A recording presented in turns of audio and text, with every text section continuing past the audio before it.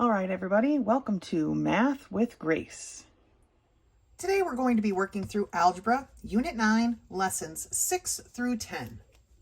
Lesson 6 begins on page 24, and it's all about scatter plots.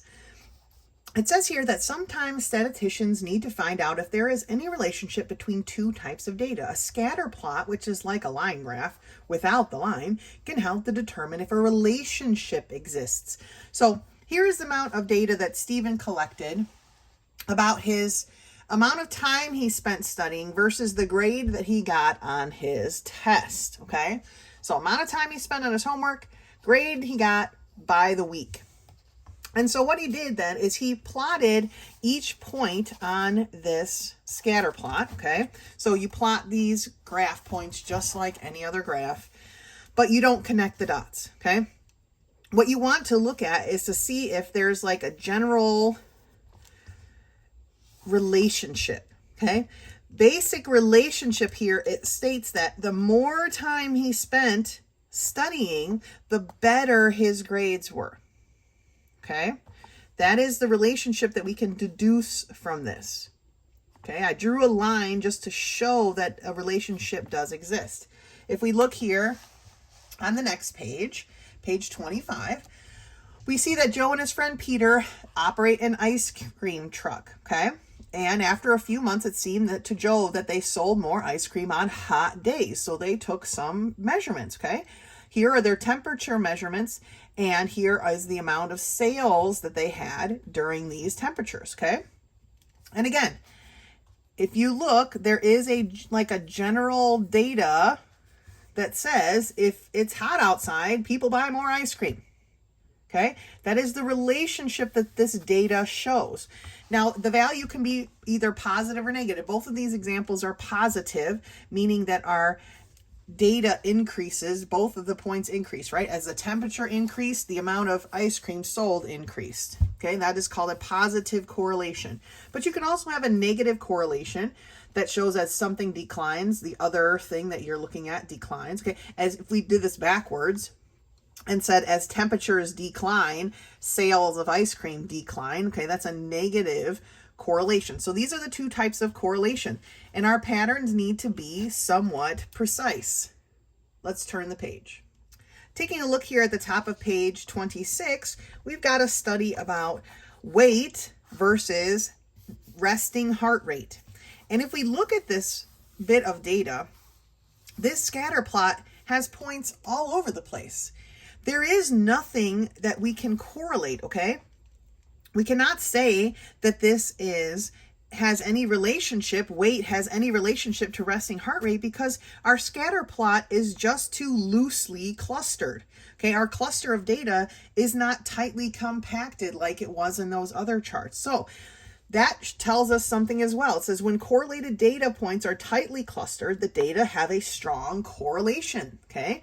But when they're loosely clustered like this, then we can say that it's a very weak correlation, that weight here maybe really doesn't have any relevance against resting heart rate, because this pattern of data points is just too loosely clustered, okay? So I'm not going to go through this example with you. You guys know how to plot points on a graph. You're just going to plot these points, temperature and chirps of crickets, and then you are going to answer these questions, okay? And that is it for lesson 6. Lesson 7 begins on page 31, and it's entitled Completing the Square. So we've already studied two methods of solving quadratic equations, one in lesson 8.9, and it was factoring. And in lesson 9.1, we talked about taking the square root of both sides of an equation, right? Well, now we're going to learn another method, and it's called completing the square. When we can't factor, but we have all three of our terms available, right? Because when we took the square of both sides, we didn't have all of our terms available. We were usually missing this one, right? But now we have all three, not really factorable in the traditional sense. And so we're going to learn something called completing the square. And it's a way that allows us to solve these quadratic equations even when they're more complicated. So with this equation, x squared minus 6x minus 10 equals 0. That's our original equation. The first step to completing the square is to move this 10. Okay, we want the two x terms by themselves, the x squared and the x term by themselves on the left side of the equal sign. So we're going to get rid of this 10.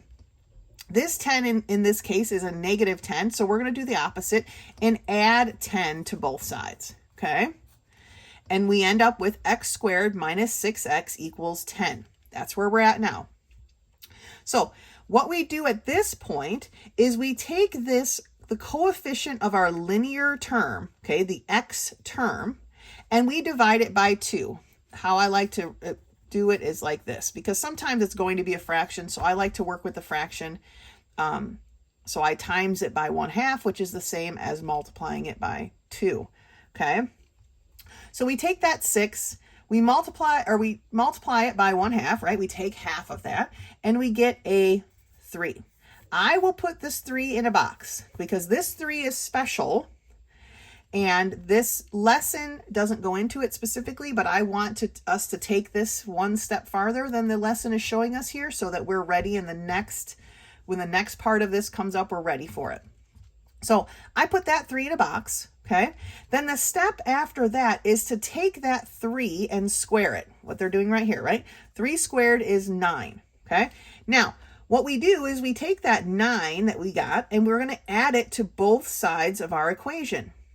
So when we add things to both sides of the equal sign, then it doesn't change our equation at all. So we have x squared minus 6x plus 9 equals 10 plus 9, right? Well, of course we can combine that 10 and 9 and get an 19 on the right side of our equal sign. But what I want us to do is this now is a perfect square. Okay, x squared minus 6x plus 9 is a perfect square, and I want us to write it that way. And that's why we put a box around this 3, because what we're going to write is an x and that 3 inside of parentheses, and then whatever sign this is right here goes right in between them. And now we can square it. Okay, now we can square that equals 19. So this is actually this. Okay, x squared minus 6x plus 9 is x minus 3 squared. That's what we're trying to do. That's why it's called completing the square. Okay, we've made this a perfect square. And so I want us to write it that way, because as we move forward, now that we're at this point, we can actually come back up here where it said lesson 9.1, taking the square root of both sides. We could actually take the square root of both sides and solve for x, but we're not doing that in this lesson that's coming up, but this is why I want us to actually complete the square and write it this way. Okay, let's take a look at example 2. For example 2, we have 2x squared plus 8x plus 4 equals 0. Now, I still like to move the 4 before I do my dividing, but something we have to know when we're completing a square is this x squared term has to have a coefficient of 1, like it did here. Okay? Here, our x squared term had a coefficient of that invisible 1, right? Well, in this case, for this example, it doesn't. And so we have to divide every term by 2 so that we can make this a 1, right? Because 2 divided by 2 is 1. 8 divided by 2 is 4. 4 divided by 2 is 2. All right. Now they move their 2 over. You can move this 4 first because you would still have a 2, right? Or you can move it after you divide. It really doesn't matter. But we still need to move it because now we need to complete our square, right? This 2 is a positive 2, so we're going to do the opposite and subtract 2 from both sides. And so we end up with x squared plus 4x equals a negative 2. Okay, now we do all that part. We take this 4 and we're going to multiply it by 1/2. 4 times 1/2 is 2, putting it in a box. Then we take that 2 and we square it, and 2 squared is 4.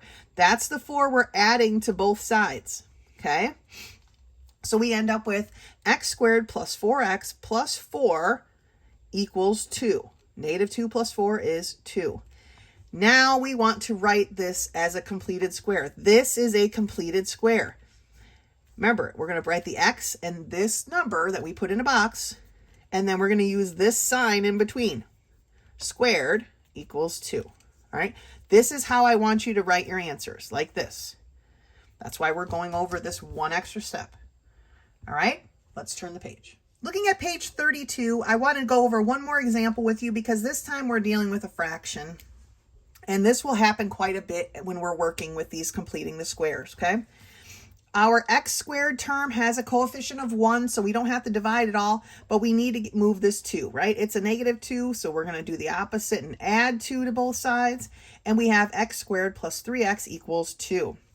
Now, we're going to take this 3 and multiply it by 1/2. This is why I use the 1/2 instead of dividing by 2, because I think it's more visually representable when we're talking about having a fraction, because I don't want this to be 1 1/2, okay? We want it to be an improper fraction. So it ends up as being 3 over 2. Put it in a box. Then you take that 3 over 2 and you square it. Now remember, when we're squaring a fraction, you have to square the numerator and the denominator. So we end up adding 9/4 to both sides, okay? Now, remember when we're doing this part here, we're adding 2 plus 9/4. This 2 needs to have a 4 in its denominator. Right now it has a 1. So if I have to multiply the denominator by 4, I have to multiply the numerator by 4. So I end up with 8 over 4 plus 9 over 4, which is what gets us to that 17 over 4. But now remember, this is a perfect square, and we want to write it that way. So I have an x, and remember, what's in my box? That's right, a 3 over 2, and my sign is positive squared equals 17 over 4. Leave that as 17 over 4. We don't need to mess with changing these fractions around, okay? That is how we want to write our answer. So let's take a look at some of these problems together. Number 1, x squared minus 8x plus 3 equals 0. First thing, my x squared is a single, or a 1, right? It has no coefficient, so we're going to deal with this 3. It's positive, so we're going to do the opposite and subtract a 3 from both sides. X squared minus 8x, I'm going to leave a blank right here, a space, equals negative 3. Okay? I'm going to come back in and fill this in later. Well, you know what? Let's not leave it blank. Let's fill it in now, so I can keep it steady moving from up to down. All right, so now my 8. I'm going to take my 8 times 1/2, okay? 8 times 1/2 is 4, right? Putting that in a box. 4 squared is equal to 16. I'm going to add 16 to both sides. X squared minus 8x plus 16 equals negative 3 plus 16. Okay? How am I rewriting this now? This is a perfect square. So it's an x and a 4, because remember the 4 is in the box, and this is my sign. Negative squared equals negative 3 plus 16 is a positive 13. This is how I want your answer written, okay? The book stops at this step. I want you guys to take it one step farther. You can do it. Super got it down, right? Let's look at number 2. X squared minus 14x plus 13 equals 0. Okay, my x squared has a 1 as a coefficient. Let's keep going. This 13 is positive. We're going to do the opposite and subtract it from both sides. Okay, I have x squared minus 14x equals negative 13. This is my 14. I'm taking my 14 times 1/2. That's going to be 7. It goes in a box. 7 squared is 49. That's what I'm adding to both sides. So I have, let's make a little space here, x squared minus 14x plus 49 equals negative 13 plus 49. Okay, this is a perfect square. And how do we write that? We have our x, and what's in our box is a 7, and this is our sign, minus squared. Okay, x minus 7, the quantity squared, is equal to negative 13 plus 49, which is 36. Okay, that's the answer for number 2. Let's look at one more, number 3. X squared plus 10x plus 9 equals 0. Again, they didn't give us any of these coefficients higher than a 1. They're starting you off pretty easy. So our first step then is to deal with this 9. It's positive, so we're going to do the opposite and subtract it from both sides. And we're left with x squared plus 10x equals negative 9. Okay, we're going to take our 10. multiply it by 1/2, which gives me a 5. 5 goes in a box. Then we're going to take that 5 and square it. 5 squared is 25. That's what we're adding to both sides. X squared plus 10x plus 25 equals -9 plus 25. Make sure you're adding that to both sides. Okay? Now, this is a perfect square. How do we write it? Well, we've got our x and our 5 that was in the box, and this is our sign, plus, and then don't forget your little square. So x plus 5, the quantity squared, is equal to -9 plus 25, or 16. Okay, so completing the square, we want our two x terms by themselves. So that's what we had to do first, was move these extra terms, this extra constant, over to the other side.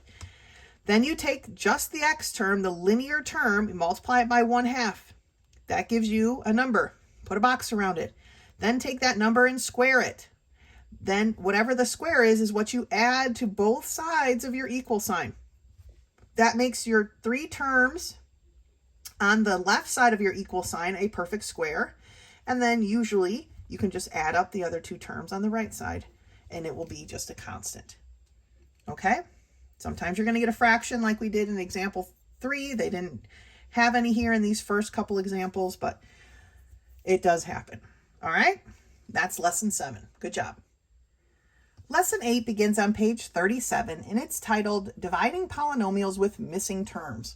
We've done many a lesson now at this point about dividing polynomials, so this should be a breeze. But what they want you to notice is sometimes when the polynomial in the dividend is missing terms, remember the dividend is what goes underneath the divider bar. Sometimes it's missing terms, right? We have x to the 3rd power minus 30. Well, we're missing an x squared and an x.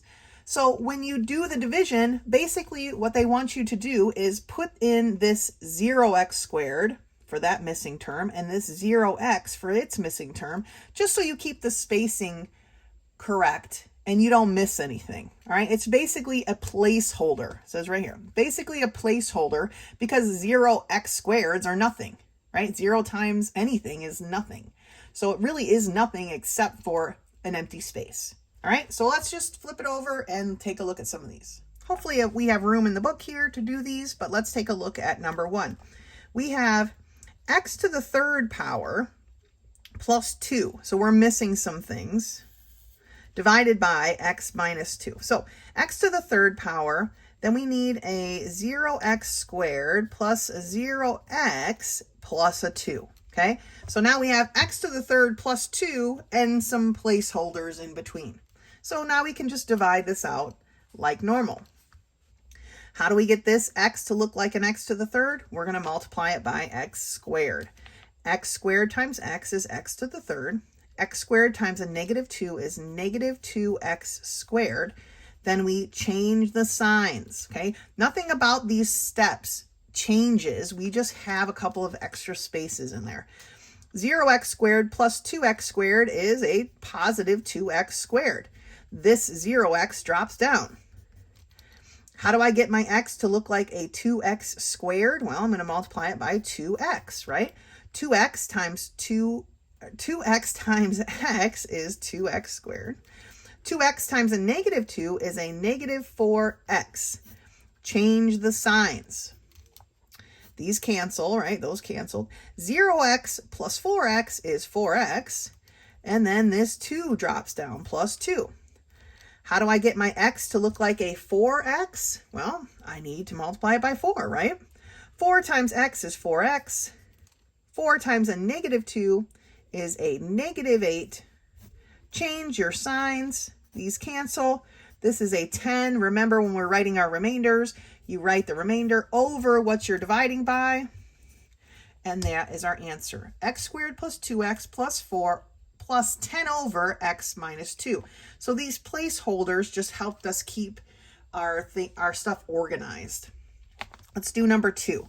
We have 4x to the 3rd plus x. So I need a 0x squared plus x plus 1 divided by 2x plus 1. Okay. So how do I get my 2x to be a 4x to the third power? Well, I'm going to multiply it by 2x squared. So 2x squared times 2x is 4x to the third. 2x squared times 1 is a positive 2x squared. Change your signs. Okay, these cancel. 0x squared minus 2x squared is a negative 2x squared. This x drops down, so plus x. How do I get 2x to be a negative 2x squared? Well, it's going to be a negative x, right? Negative x times 2x is a negative 2x squared. Negative x times 1 is a negative x. Change your signs. These cancel. X plus x is 2x. This 1 drops down. Now, how do I get 2x plus 1 to look like a 2x plus 1? Well, that is what it looks like, right? That is its identity. And so we need to multiply it only by 1.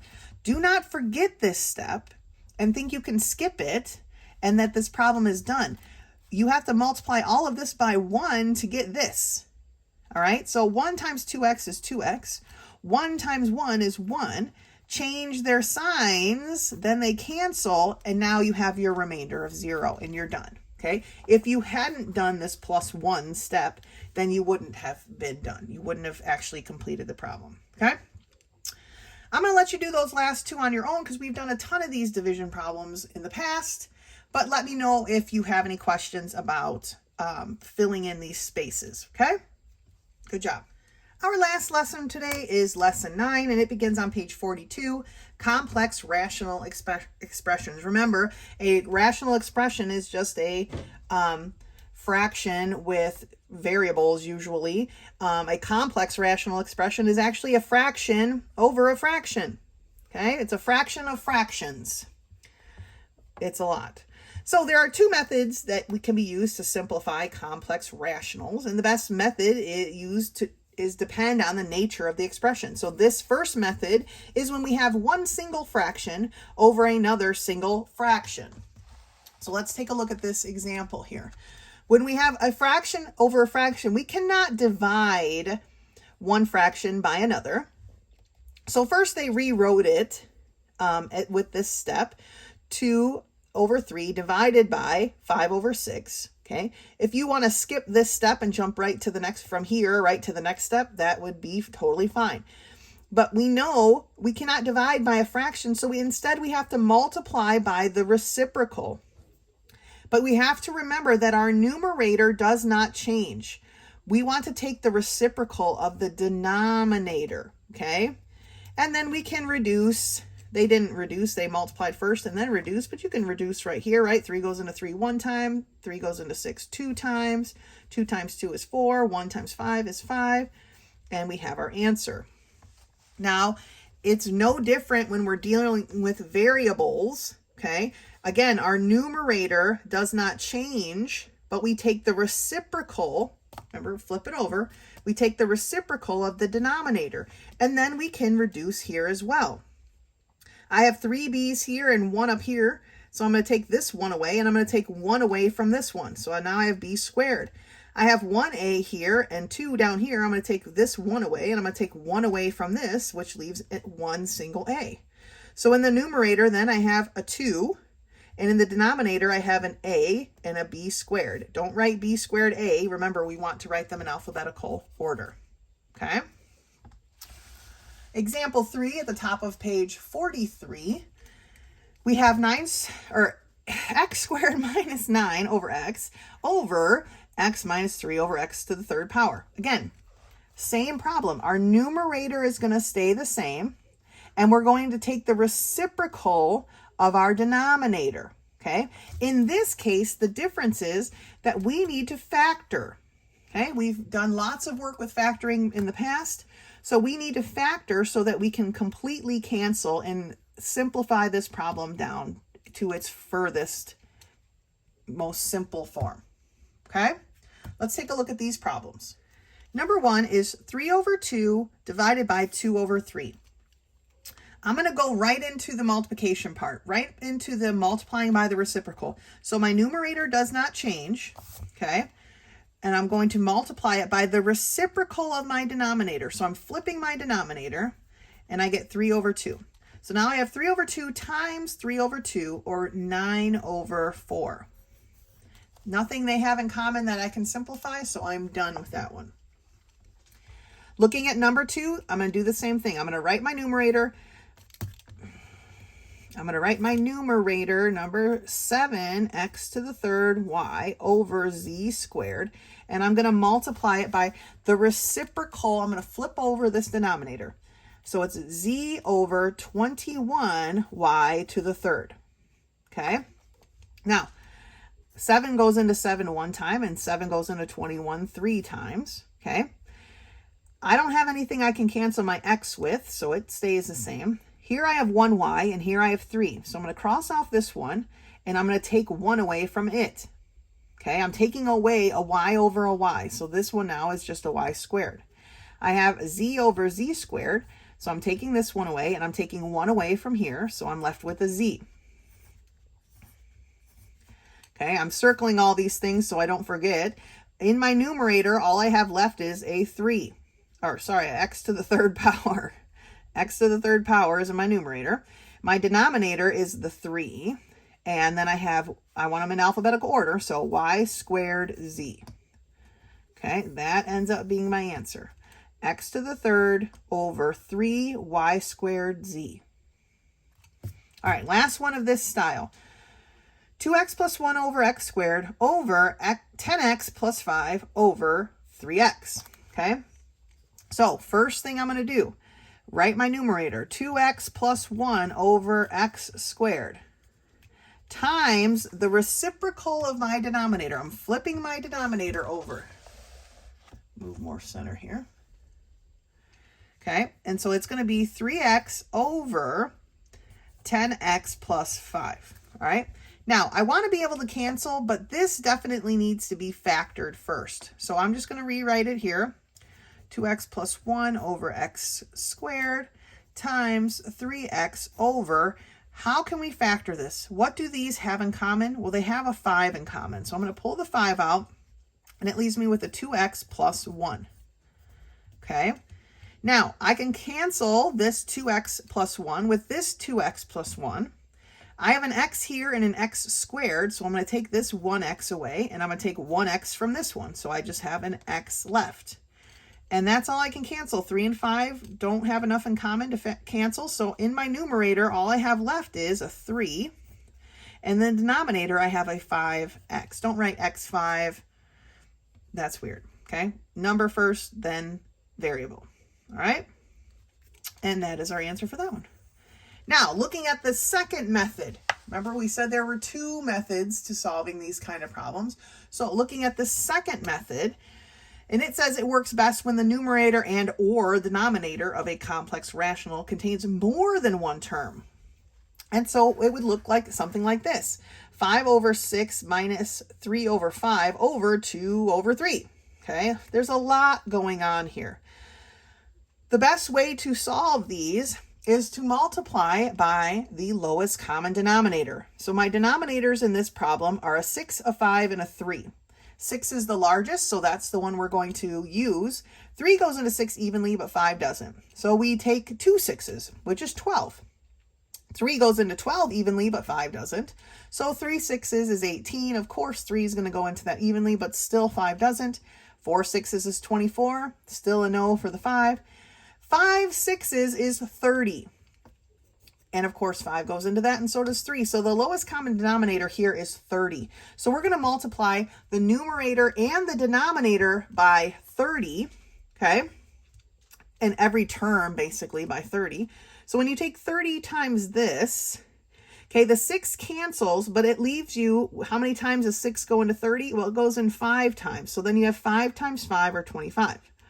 When you look at this term, the 5 cancels, but 5 goes into 36 times. So you take the 3 times the 6, and we got negative 18, because there's a negative right here. And then in the denominator, 3 goes into 30 10 times. 2 times 10 is 20. And then you just have to simplify. 25 minus 18 is 7. 7 over 20 is as simplified as it gets. That's as far as we can go. So that's how we work the second method. We're looking for the lowest common denominator to get rid of these extra denominators. So we just have an actual fraction again. Okay, so let's turn the page. Let's take a look at example 6. One more example before we dive into these 3 problems. For example 6, we have x squared over 6 minus 6 over x over 2 plus 3.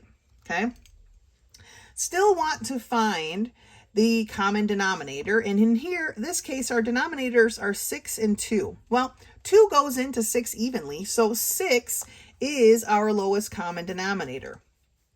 So we're going to multiply, and I'm going to do, they have it set up here, but I kind of like doing it like this better. We're going to multiply every term by 6. Okay, this is a better representation for me of how this works. So when we do this first term, well, the 6's cancel and we just have an x squared left, okay? Minus 6 times 6, which is 36, all right? Then in the denominator, 2 goes into 2 one time and 2 goes into 6 3 times. Then we have 3 times x, or 3x, plus 3 times 6, which is 18, all right? So that's where we're at now. X squared minus 36 over 3x plus 18. Now, both the numerator and the denominator in this case can be factored. We can't just stop at this point. We have to think, okay, can I factor these? Remember, we're trying to simplify. That is the directions. We want to get it as simplified as possible. And if that includes factoring, we really, really need to make sure we're taking that extra step. So x squared minus 36 is factored. It's a sum and difference binomial. So it's x plus 6, x minus 6. Over, they pulled a 3 out of the denominator, and that left the x plus 6 that they could cancel with the numerator. So their answer, final answer, was x minus 6 over 3. That is a completely factored, simplified problem. Let's do these problems together, 4 through 6. All right, for number 4, we have 2 over 7 plus 1 over 3 over 2. Now remember, this denominator 2 is really over 2 over 1 if we're trying to think of them all as fractions, and so we need to find the lowest common denominator. 7 is my biggest number of the 7 and 3. 3 does not go into 7 evenly, so 2 7s is 14. 3 doesn't go into that. 3 7s, though, is 21, and of course 3 goes into that evenly. So we are going to multiply, and I know this is kind of tiny, but we're going to multiply each term by 21. When we multiply this first term, 7 goes into 7 one time, and it goes into 21 3 times. So now we have 3 times 2, or 6. 3 goes into 3 once, but it goes into 21 7 times, and we take 1 times 7, and we just have a 7. And down here, we just have a 1 under our 2, so 2 times 21 is 42. 6 plus 7 is 13 over 42. 13 is a prime number, doesn't go into 42 evenly, so we have simplified this problem efficiently all the way down, okay? For number 5, think of these ones as like a 1 over a 1, right? That's what a 1 is, and we have an x and we have a y. So our lowest common denominator in this case is simply xy, right? When we're talking about variables, we have to take the largest of each variable. Well, we have an x to the 1 power, basically, and so we have to include that one. We have a y to the 1 power, and so we have to include it. So our lowest common denominator here is xy. So now we're going to take each term and multiply it by xy. And this step, maybe you don't feel like you need to do, and that's fine. Xy, I mean, you need to do the math, but maybe you don't need to write it out like that. Okay, xy times 1 is xy, plus 1 over x times xy. Well, these x's cancel, right? So I'm just left with a y, over xy times 1, which is xy, plus, now my y's cancel, and I'm just left with an x. Now you have to think to yourself, can I factor this? Is this factorable so I can cancel something? While this is factorable, right? In the numerator, we could pull out a y. In the denominator, we could pull out an x. It actually doesn't lead to anything that can be canceled. So this case, leaving your answer in this form is totally fine. Okay? Sometimes though, we definitely need to make sure we factor if we can, and so we can cancel, right? This case we factored, but there was nothing to cancel. Let's look at number 6. Our denominators are y, 2x, 5z. Okay, so let's start with the 5. Can 2 go into 5 evenly? No. 2 5s is 10. Obviously, 2 goes into 10 evenly, so we know our coefficient is going to be 10. Now let's look at our variables. We have an x, so we need it. We have a y, and we need it. We have a z, so we need it. Now we're going to take each and every term times 10xyz. And I'm writing it out for each one. If this is a step you don't need, then don't use it. But I know that sometimes when we don't do it this way, we forget something. And we don't want to forget. So for this first term, I can cancel the y's, right? So now I have to take 10xz times 3z, which gives me 30xz squared. Plus, here I have a 2x, so I'm going to cancel those. I'm going to cancel my x with my x. 2 goes into 10 5 times. So then I have times a 1, 5yz. All right, there's my numerator. In the denominator, 5 goes into 5 once. It goes into 10 twice. Z cancels the z. So I have 2xy times 3, or 6xy. Plus, this just gets multiplied out, 20xyz. Now, this is definitely factorable, right? So we need to factor this. In the numerator, what do they have in common? Well, they definitely have a 5 in common, right? 5 goes into 5, 5 goes into 30. They don't both have an x, they don't both have a y, but they do both have a z. So if I take one z and a 5 out, then I got 6xz for the first one plus 1y, right? Now you don't have to write 1y, but I did because that's what it is. Now in my denominator, these are both even numbers, so they definitely have a 2 in common. 6 doesn't go into 20 evenly, so it must just be the 2. They both have an x, they both have a y, but they do not both have a z. So I can only take out that xy. What's left behind when I do? Well, here's a 3, and over here is a 10z. Now, looking at this, we factored it, right? But we still weren't able to cancel anything. This one was a little bit more obvious that we weren't going to be able to cancel, but this one wasn't. We really did need to take that step to factor and then look at it and go, well, there's still nothing I can cancel here because there's no likeness, right? I don't have anything here. 5 and 2 don't cancel with each other, and these polynomials, which are bound together with these plus signs, definitely are not the same and cannot be canceled, okay? So that is our answer for number 6. It's a big old sloppy one, but it is what we've got. All right, so we've got 2 ways to do this. If we have a fraction over a fraction, we just have to multiply by the reciprocal, right? But if we've got these messier bits where we have more than one part, more than one term in either the numerator, the denominator, or both, then we really need to find the lowest common denominator to cancel out that extra denominator. Instead of having 3 denominators and we only want 1, right?